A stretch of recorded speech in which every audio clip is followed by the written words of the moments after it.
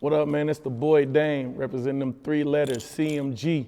And I just jumped off the porch with Dirty Glove Bastard. Yeah.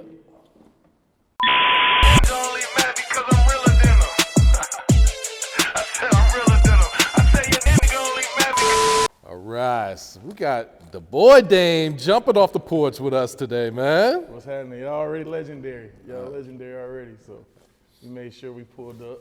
Nah, I appreciate that, man. I appreciate, swinging by while you're here in Atlanta too, man. Hey, man, you own it right now. Everybody trying to find you. You own it. Nah, for real, man. So what else you got shaking here in Atlanta, man? What else you got planned during this trip, bro? Man, I'm just working. I'm popping up. I'm DJing. I'm in the studio. I'm moving around, I'm tapping through the city. Okay. What's it like DJing in Atlanta compared to back at home then? I think like the biggest difference is like how long they play a song. Like the Bay, we still kind of like, we believe in them 2 verses. Oh, really? You give them the whole 2 verses? Yeah, we believe in 2 verses. The A, they damn near get you out on the hook. You know what I'm saying? And I don't, they do a lot of talking over the music. I don't really do all that. I try to think about the people listening to the music, but every place got their different styles. Like, so I got to adapt to it, and I appreciate that. Okay. When you play some Bay Area records, does it get that love here in Atlanta, or do they don't know what the hell's going on? Man, it's a couple people from the Bay migrated out here, so you'll always get at least 1 or 2 people to come shake your hand at the booth when you drop that record. Yeah. I got you, man. All right, so let's talk about Oakland, man. So go ahead, just kind of talk about your upbringing and what's really going on out in Oakland these days, man. Man, Oakland a wild place, but it's home. It's full of culture. I come from West Oakland. Okay. Everybody, East Oakland is probably gonna be our biggest, you know what I'm saying, where everybody say they from, but I'm from West Oakland. The West is like a small side, but we all know each other. We still kind of ran by like families out there. So you got your different, the Hancocks, you know what I'm saying, the Wallaces, like stuff like that. So, that's West Oakland. We tight knit, but it get funky. It get funky everywhere you at. Yeah. You know what I'm saying? Yeah, just kind of talk about the culture out there, man, because it's like, there's a lot going on in the Bay Area that doesn't really go on anywhere else. Man. Yeah, man, the Bay, it's just diverse. You know what I'm saying? Like, you could go down one street and it might not be the best place you need to be, or you could turn down one street and it's gonna be the richest place that you be. You know what I'm saying? But, we got different backgrounds all around. You got your black people, your Latin people, your white people, your Middle Eastern, like, we all kind of like came up together. So we kind of real diverse when it comes to like just moving around and we know everybody get money. Yeah. You know what I'm saying? We know black people ain't the only ones getting money. Like we tapped in with a lot of different backgrounds.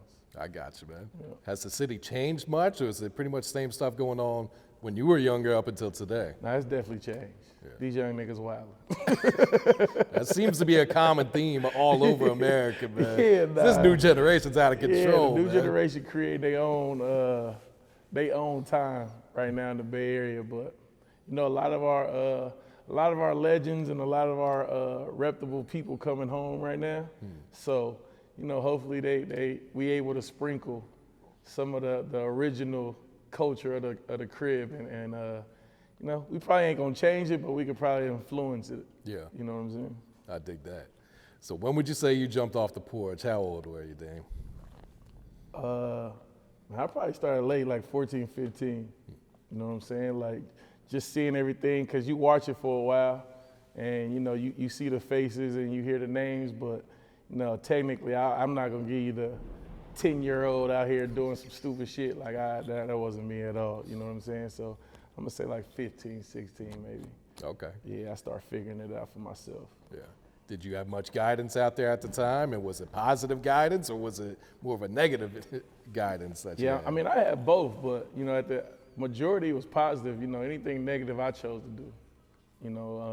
I was raised by a single mother, so, and I got like a million aunties, and like I said, West Oakland is a family-oriented side of Oakland, so somebody might have knew your mama, somebody might have knew your dad, so it was getting back to them quick. So, but yeah, man, all my bad decisions was, it was on me. I'm not influenced by people like that. Yeah. Sometimes you just got to figure it out by yourself. Yeah. I know just what I'm figured out saying? certain shit that I won't do again, and you know what I'm saying, certain shit that work. But I learned I had a positive. You know what I'm saying? Like I'm family oriented. Even like the older people from my side in my neighborhood, like they seem bigger in me. You know what I'm saying? Like they encouraged me to go to college. They encouraged me to do all the stuff that I end up doing. So, you know, it was positive. No, that's what's up, man. All right, so how'd you get your start into the music industry? Were you just DJing at first, or what were you doing? Yeah, really from interning. I started at the radio station, 106 KMEL. That's like our biggest hip hop and R&B station in the Bay. You know, the Chewy Gomez, My Emotion, Big Vine. You know, those like our legends when it come to radio in the Bay. So I was kind of under their wings for like 3-4 years. Okay, Yeah. damn. Was that an internship that whole time? Yeah, because you know, radio, them niggas don't quit. It's like they grandfathered in, right? They ain't retiring. 25 years on air, but you know, through that process, I didn't treat myself like an intern. So I had my own key card. I was going in, leaving as I pleased. You know, they was letting me crack the mic. So, you know, I didn't look at myself as an intern. They allowed me to jump on Summer Jam and introduce acts. Like, Okay. you know, I was interviewing people. I treated myself like an employee, even though I wasn't getting a dollar from it. But, you know, they taught me how to DJ over there. So I learned shit that I use to this day. You know what I'm saying? Yeah. I think that's like kind of a big debate these days is like, is internships worth it, Yeah. you know, just to get that knowledge? So for you, you would say absolutely. Nah, yeah, I'm big on people like dedicating their time to something, you know, that might not be paying them right at that moment, because that's where I came from. And a lot of people that I'm cool with today in the industry, like we all started off as interns. So it's like a little union community that we got to where when something happened for one of us, we all just look out for each other. Yeah. Yeah. So were you looking to get into like being an on-air DJ or an on-air personality? What did you think when you first got there? What were you trying to get Yeah, into? my dream was to be like the biggest on-air personality, Chewy Gomez, you know, Angie Martinez, you know, Big Boy. That was like my dream. And then, you know, it's 4 slots on the radio. And I realized like the money that these people was making is who quits that? You know what I'm saying? Like you making 6 figures a year for 4 hours a day, you know? So I had to make a pivot out of radio. Is that when you came out here to Atlanta to go to college, or? So I was doing interning while I was in college. So I was Okay. always flying back home, but I pivoted. I met Yo Gotti, and you know, I pivoted into the A&R world. Yeah. Yeah. So first, how'd you meet Gotti? How'd you guys link in? Was he just coming to the station, or? So like one of the key things I was at the radio station at the time, I was like the extracurricular person for artists when they came to town. You know what I'm saying? So if it was like, you know, extracurricular shit they wanted besides talking music, you know, the radio station would give me a call. And, you know, Gotti and them came to the town one day, and one thing I was always big on was trying to like bridge the gap with our DJs and artists. So like I would go to artists and tell them like, we love this song, we love track 3 on your project, but it was really just my opinion. But I was trying to make it look like our DJs knew what they was, you know, by the time you got to them. So I did that with Gotti, just to be honest with you. And he took a liking into me, and he invited me to the studio one day, and we made Act Right. Oh shit. Yeah. So what was your role in Act Right? Man, like a lot of people think California is close, so one day he just texted me and like, come to the studio. And when I looked up the address, that shit was in LA. So It's nowhere close to yeah, Oakland. nowhere. So I just kind of jumped in the car and drove to LA, and you know, went straight to the studio, and I played a bunch of beats, like 10 beats, and they was like, this ain't it, you know what I'm saying? And I eventually pulled up, my last beat was Act Right. Oh shit. And I don't know if he felt sad, felt bad for me for catching these L's, but he just started rapping over it. You know, I'm going back to the Bay. And it was some more industry people in there, and they kind of was like, yo, that shit hard. And I think he still brushed it off like, yeah, whatever.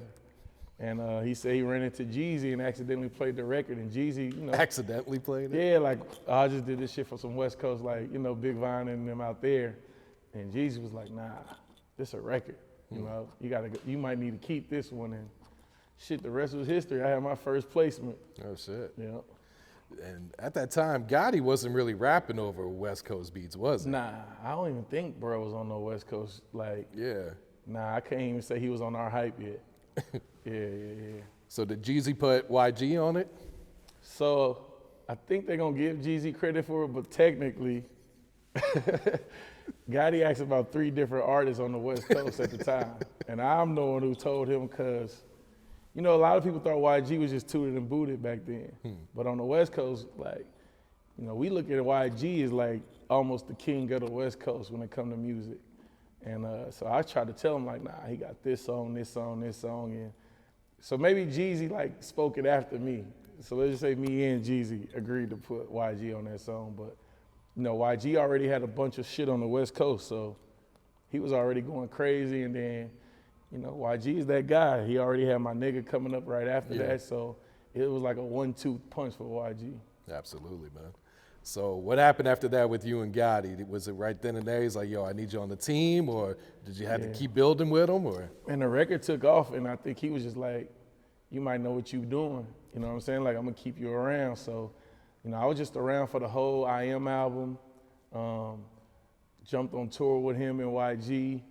And I was just trying to give him my knowledge of the West Coast, because I know like a lot of people thought it was just LA. So I was trying to explain to him the difference between Oakland, the Bay Area, Sacramento, LA, like that whole thing. So, you know, when he talking in these interviews, he know the difference. You know what I'm saying? He's not gonna say Sacramento is the Bay Area. He's not gonna say LA is whatever, you know what I'm saying? So he just kept me around. And then from there we did Law with E40, and, you know, I was a part of all his albums ever since then as an A&R. Yeah. I think a lot of people have, you know, confused what exactly an A&R does. Yeah. Can you break that down? Like, what are all your responsibilities as an A&R? I mean, it stands for artists and repertoire, and I think it's different type of A&Rs. You got your creatives who like to be in a studio and build up a record, find a beat, help you get a feature, might help you with a hook. Then you got a lifestyle, and those A&Rs gonna get you in all the parties. They know all the artists. They can get you the features fast. Like, they just living that life. And then you got your, like, you know, by the book A&Rs who like control the budgets and make sure you ain't going over budget, and they know how to trick the shit around, like, you know what I'm saying? So it's different type of A&Rs. I'm on the creative side though. I rather like find the beat, help get the feature, might help with the hook. You know, like that's my joy of A&R. Yeah. How would you describe the chemistry with you and Gotti in the studio then? Man, it's good. Like we got this thing where we call it the kitchen. Like, you can't really judge what you do. You know what I'm saying? It's just, we just like whipping up recipes, and if it work, it work. If it don't, we don't mention it again. But we're not scared to try different things. So, you know, with him, it's an open space. Like, he a veteran in this shit though. So, you know, he open to like ideas and trying new shit, new sounds, and taking concepts and turning them into reality. So it's kind of like a free space with me and him working. Yeah. Understood. And you're responsible for bringing Mozzy over there? How did this work out? Yeah, no. Mozzy, my boy. Like, so Mozzy got his start in Oakland, you know what I'm saying? And I've been a fan of him since he got cracking in Oakland. So while he was kind of blowing up, we already locked in on like some other things we was trying to do. And I introduced him to Gotti at a summer jam out in Oakland. And like Mozzy killed his performance. So, you know, bro was kind of like, dude, hot, like what's his situation? But Mozzy was getting his independent money. Like, he was getting a lot of it, you know what I'm He's saying? been running up for a while too. Yeah, and I think he was ready to take that leap to the next step, and he made me, you know, I think I was the first call. And we already had a relationship. Like I said, he would pop up on us in the studio, you know, we'd knock features out for him, clear it for him, and you know, it was just a perfect, it made sense to come to CMG. Yeah. I think that move surprised a lot of people too. Like, Yeah. I don't think they saw that one coming. Man. I always try to like incorporate West Coast with CMG, you know, from production to features to even, you know, I present new artists all the time from the West Coast. So, you know, Mozzy just made the most sense. Yeah. Now, do you work with the other CMG artists on the label too? Yeah. I'm tight with Bag, you know what I'm saying, Black Youngster, 42 Doug. I was part of making the Moneybagg record with him and Future. Okay. EST Gee, that's the homie. He on my first single. So, you know, everybody, even our developing acts like Big Boogie, like we all tied in, Block Boy, everybody. Yeah, I think that's really what a lot of these major labels are missing is that artist development these days. It's like they sign these artists so young, but they don't know what to even do with them. Right. Yeah, nah, CMG definitely got development you go through, you know what I'm saying? And it looked like we doing the right thing. Absolutely. What's it been like watching Bag go from, Yo Gotti's artist to like, he going #1? Yeah, now it's crazy, like Bag always had that work ethic. Like when he first came around, I don't even know if his deal was done, but we was in Las Vegas and we had the big suite, girls in and out, alcohol, everything, and Bag was like in another room just recording, like in the suite, you know what I'm saying? Like he was there for a purpose, so, it makes sense to see Bag where he at today because he always been about, technically his bag, and I think they made the Doing Too Much record, like all at that same night while everybody was out there just partying and chilling. Like Bag was always on a mission about getting his own. So it's dope to see Bag. And he changed his number every week and I'm still on that list. He still send me like new Bag numbers. So, I'm rocking with Bag.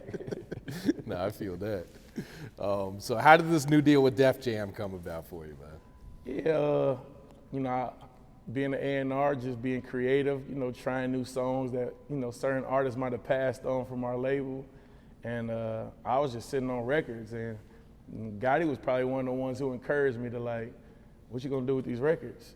Try something. So, I started wiggling around the industry and tapped in with some of my people and my brother Halim over at Def Jam, he heard some of my records and was like, these deserve to be out somewhere big. And he brought me a situation and Gotti blessed it and, I signed on the line. Yeah, no, that's major. Congrats, man. I appreciate it. Yeah, so you got the new single, man. So how did this record with G and Rick Ross come about, man? Man, Feelings, Feelings was just like a record that I felt like we needed on the West Coast at the time. It's about getting money, it's about hustling, it's about not, being in your emotions. Don't let your emotions affect you getting the bread. So I always knew I wanted to flip that sample. Everlasting Bass is like, I try to say like if the East Coast had Paid in Full with the Eric B and Rakim, like our dope boys, our hustlers, like in the 80s, they were slapping Everlasting Bass by Rodney O and Joe Cool. So I wanted to flip that and I needed like rappers on there. You know what I'm saying? So like I sent it off to G and G killed it. Like no hook, no nothing. He just rapped. And I sent Ross a DM. As crazy as it could sound, like he responded back in like maybe 6-7 minutes and he sent the verse back in a day. God damn. And I just put an idea on it, like just, talking shit in the studio, get up out your bag, hop up in your feelings. And my engineer, MD, was like, go crazy, like keep it. And, Ross and G agreed too, because they cleared it. Like they rapped before it was a hook on there. So for them to hear a hook and they was cool with it, to me it certified the record. And, we used that as the first single and the announcement. Yeah. It looks like it's going up too, man. Yeah, no, I feel good. Like it's a street anthem, and I felt like we was missing those street anthems about getting money and the tempos, and everything was kind of like slower. So, in the Bay, our shit is based off slapping. Mm-hmm. Like, you got a record in the Bay if the Cars is playing the music, or you walk into the club and they playing your music. But really, the Cars used to dictate if your record was a hit or not. So. I've been at home for the last 2 weeks and, I'm randomly seeing these cars just pulling up, slapping the music and people sending me videos of them. And, we do all the big speakers and the old school. So summertime coming up, it sounds like I might be outside this summer. Nah, that's what's up. Yeah. Was that the first time G and Ross been on the same record? Yeah, that was their first time. Yeah.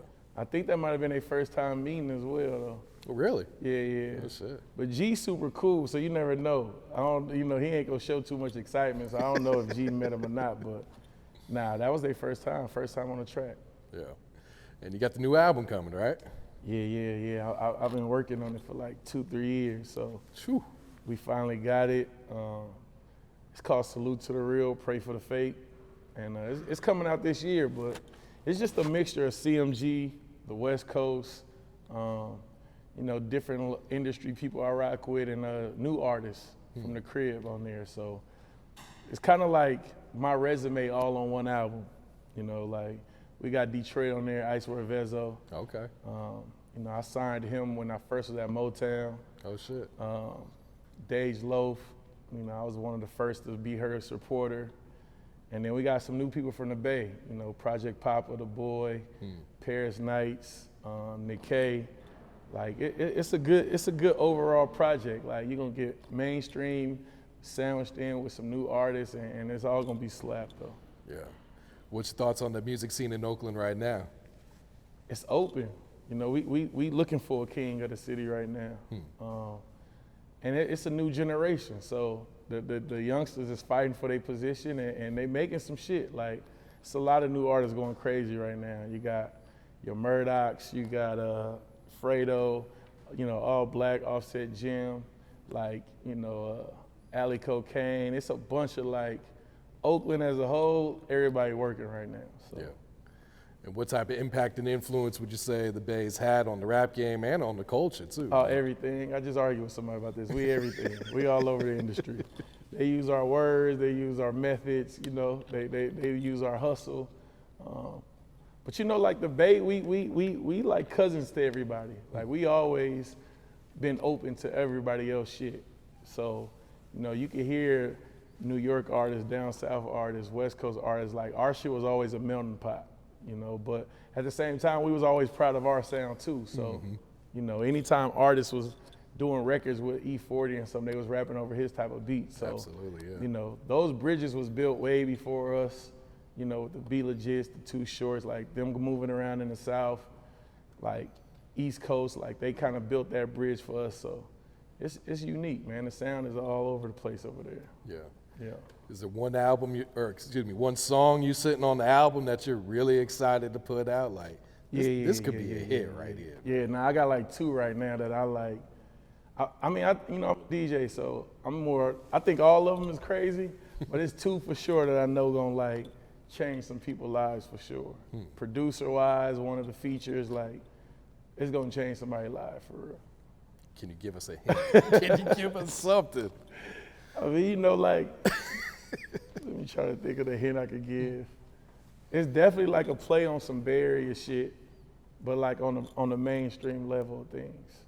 So like, yeah, one is like for the ladies, and then one is just a street anthem with, you know, Gotti on there. So I'll give you that, Gotti on there. That's one. But you know, it's gonna be introducing one of like the Bay Area, like one of the new artists on there who going like crazy. So. It's another feature too. I just didn't want to say, you know. I'm trying to leave something to the listener. Think it'll drop this summer, or oh yeah, no, it's coming ASAP. Okay. Yeah, no, we coming.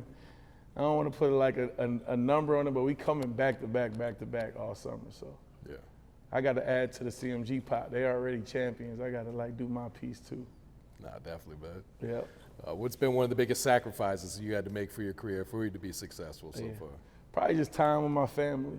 You know what I'm saying? Like I come from a big family, so you got to miss out on a few birthdays and a few holidays, but you know, my family understand what I'm doing and the bigger purpose of things. So when they see my success, they good with me missing out on a birthday or 2. Yeah. What's some advice you would share to the youth coming up right now, Dan? Man, believe in your own dreams. You know, don't expect nobody to believe in your dreams more than you do, cause this shit your dreams. You know what I'm saying? Like, you gotta be passionate about it. You can't think somebody cares as much as you should care about your own shit. So if you show that you don't care about it, you know, 9 times out of 10, somebody else gonna show they don't care about your shit either. Yeah. No, that's real. Did you get a chance to work with Snootie Wild, or was he was that before you? Nah, Snooty was definitely around. I wasn't making music then, but Snooty was definitely around the Yayo record, and I got to see from the beginning to, you know what I'm saying, Snooty hitting big stages and getting plaques. So, you know, rest in peace to Snooty. Yeah. What type of person was he away from the music? A people person, you know, finding his way anywhere he was at, going to shake hands, type of dude, probably jump out the car and go speak to you. Like, CMG, I don't know. Maybe it's a CMG thing, but we deal with a lot of like big personalities, and Snooty was probably like one of the first big personalities. Oh, absolutely. Yeah. Yeah. Long live Snooty, man. Yeah. What was it like putting together the CM10 album? Man, it was kind of hectic because we changed it. You know, like the pandemic hit, and I was trying to tell bruh, like, maybe we shouldn't go with all the like monster club records because we not in the clubs. You know what I'm saying? And I think we did a record on the last album called Big Homie Rules that a lot of people like enjoyed.